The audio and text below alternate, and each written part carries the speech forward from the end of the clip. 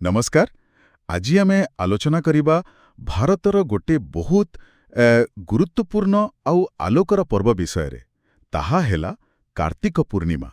आम पाखरे ए विषय रे गोटे लेखार किछि अंश अछि आउ आमे चाहुछु माने ए पर्वर प्रकृत महत्व कोन, केबे पालन हुए आउ एते ना काहेकि से विषय रे टिके जानिबा।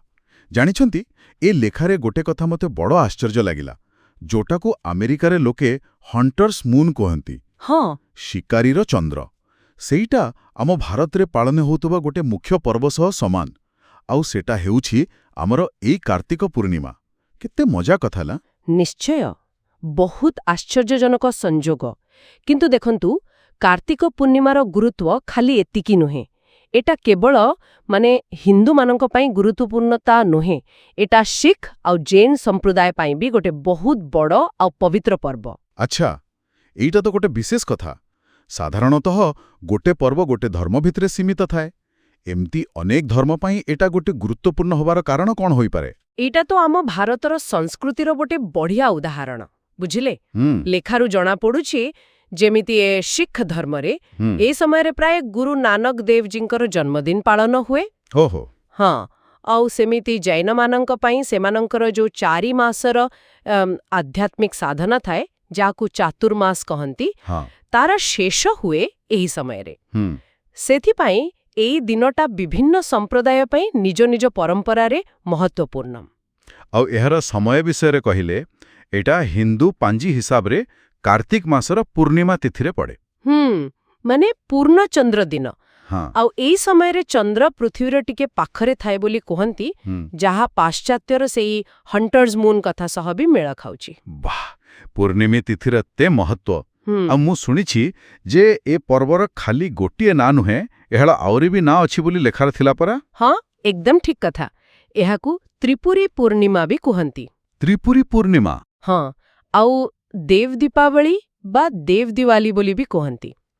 आउ एई ना गुड़ाक एमती खाली ना नुहे, एहा पछड़े माने बहुत गभीर कारण सबु अछि, सांस्कृतिक पौराणिक। त्रिपुरी पूर्णिमा ए नाटा सुनिबाकू टिके अलगा लागुछि। एमती किछि विशेष कारण अछि कि ना पछरे? निश्चय अछि। लेखारे जहा अछि त्रिपुरी पूर्णिमा ना पछरे गोटे पुराणा कथा अछि।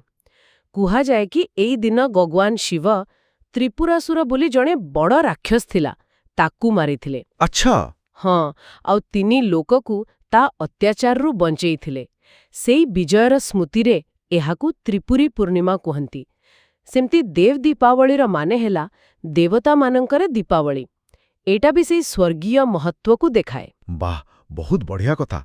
ताहले ए ना गुड़ाक केवल ना नुहे, एगुड़ाक ए पर्व सह जोड़ी हिथिबा कहानी, विश्वास, इतिहास सबुर गोटे गोटे प्रतीक।